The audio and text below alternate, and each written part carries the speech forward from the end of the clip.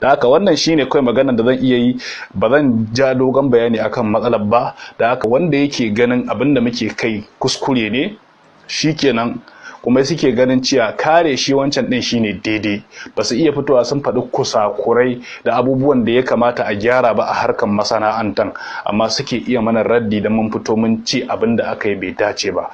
Don haka su shirya tsayawa ran kiyama su kare abubuwan da yake aikatawa da sauransu. Allah madaukakin sarki ka shirye da mu. Daga ƙarshe ina kiran jan hankalin masoya wayanda suke bibiyan shafin mu, muna muku fatan alheri. Sannan kuma sanarwa ce ta musamman ga wanda suke bibiyan shafin mu, ku shiga YouTube ku je ku yi subscribe din channel na mai suna Miftahul Huda Asadul Islam TV.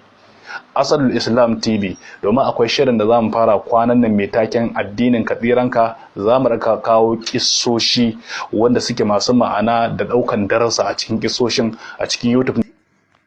Wannan zan yi magana ne akan wannan malam, wannan dai ba malam bane gaskiya, ni baran ce maka malami ba saboda kai dan business ne, saboda ni ma kake kawai kai ka samu YouTube channel ka ce ka yi tallan YouTube channel naka mana, habba yalla bai ba a neman, ni ba ran ƙara ce ma malam ba saboda kai artist ne dan uwana. Bari ma ga ma yiwa artist, kai artist ne, saboda kai artist kana neman subscribers, ai artist ne dan uwana.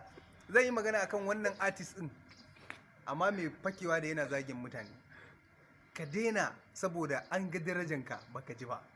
Na rantsi da Allah idan ka ƙara wannan abun wallahi zan cire ba rawanin wannan mutuncin, zan ta ma fuck up ne har sai ka gaji da ni. Fuck up da ka sani. Ai subscribing to ni ma ku nemi subscribing YouTube dina Mr. Bangis. Business ni ma nike, yanda nike business yake business muke, mu ci gaba da ni da kai.